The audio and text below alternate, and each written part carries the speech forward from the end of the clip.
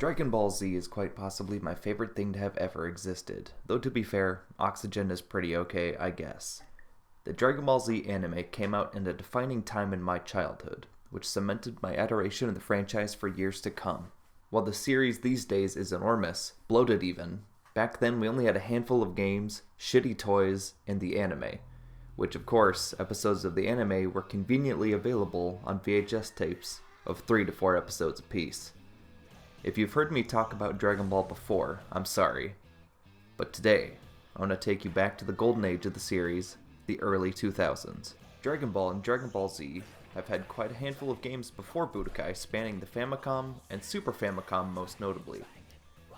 Dragon Ball Z Budokai actually wasn't the first foray into the series we had over here in the States either.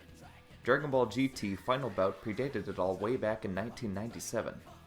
Back when nobody here knew what the fuck GT even was. Some people still don't know what the fuck GT is. So we got a game that not only covered well beyond what we had seen in Dragon Ball Z, it also sucked ass. That could be a video for another day, but I don't play trash. Oh, Jesus. Oddly enough, after Budokai released in the States, we got Ultimate Battle 22 for the PlayStation 1. Yeah, that was technically a game, and it came out a year after, in 2003. Anyway, I'm getting ahead of myself. Time to talk about the OG 2D bastard itself, Dragon Ball Z Budokai for the PlayStation 2. Dragon Ball Z Budokai was developed by Dimps and initially published by Infogrames, remember them, then later by Atari. Do you remember them? As a greatest hits title for the PS2, as well as handling the GameCube port later in 2003. Being a fighting game, the closest approximation I can make is that it's the same format as Tekken, in which you can step into or away from the camera. It's incredibly stiff, combos are chunky and awkward. Well, it kinda sounds like me, damn. Special moves are locked behind combo sequences. The later sequels fixed pretty much all of these issues. Game goes to rather impressive lengths to recreate scenes from the anime, although everyone's mouth has some serious rigor mortis going on. The style is cel shading, but not with a lot of actual shading, so everything sorta just looks like clay. Though, could be rose tinted glasses, but I think it's pretty charming. The soundtrack is likely the most noteworthy bit from the game, though it caught its fair share of controversy over the years, as it seems the composer used samples from other popular rock music in his tracks, leading to his score to be scrapped when the game was later remastered for the Budokai collection for the PlayStation 3 and 360. With all of the tertiary info out of the way, let's dig into the game itself.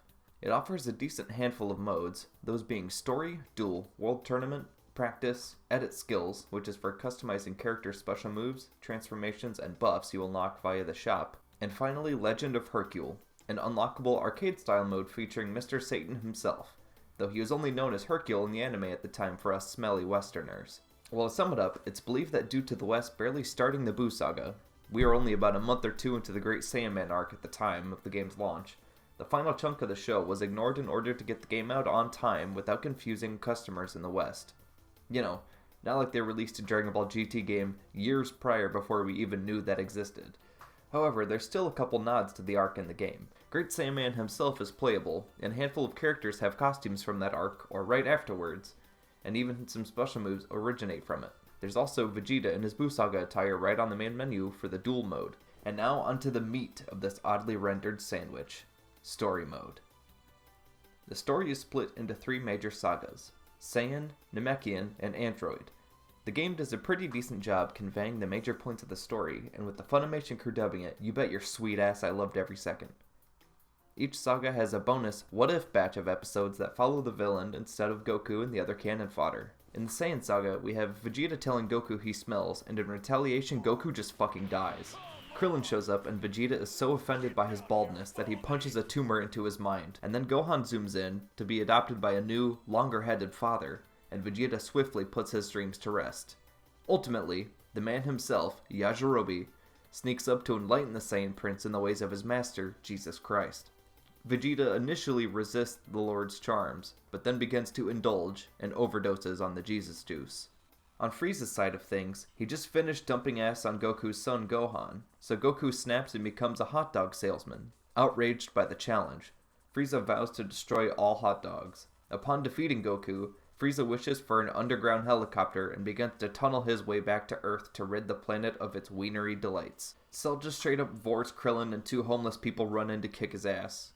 But unfortunately for them, Cell is now blessed with the power of dwarfism. All jokes aside, this game did a really great job with the more dramatic scenes from the anime.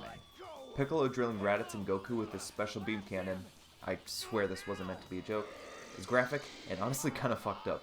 You can see their ribs! Goku's transformation into a Super Saiyan after Krillin's death is memorable, short, and sweet.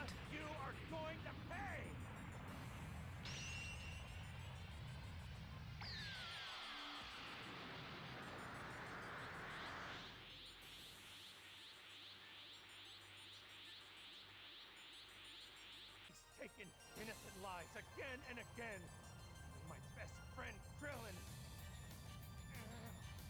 It's over! Gohan finally letting go and transforming into Super Saiyan 2 against Cell is awesome. I really love the effect on 16's voice in this scene. Breathe your spirit as your anger rises. I know how you feel, but you can't hold back any longer. Give your big mouth a rest, you factory recall.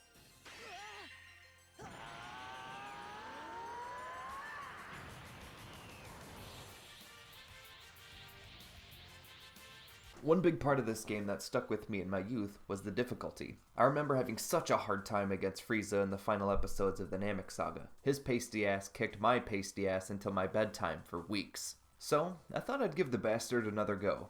Being as this game is now 18 years old and I can legally go toe-to-toe with the cocksucker. Oh boy. Yeah, Frieza still stomped my holes in, that's for sure. But just you wait, fuckface. I have the strategy guide. Okay. The Frieza. What? Oh, a bit of the potion.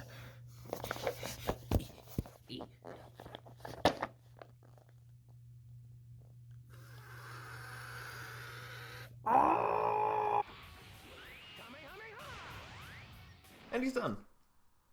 Hold on, I'm gonna go bust a fat nut into the sink. Thank you for coming! Well, now that story mode is out of the way, what does this game have left to offer? Well, that's sort of the problem. There isn't really a lot going on here. You'll mostly spend time grinding World Tournament for Zenny, flicking dollar bills over Popo's smelly carpet, and getting dick back for rewards.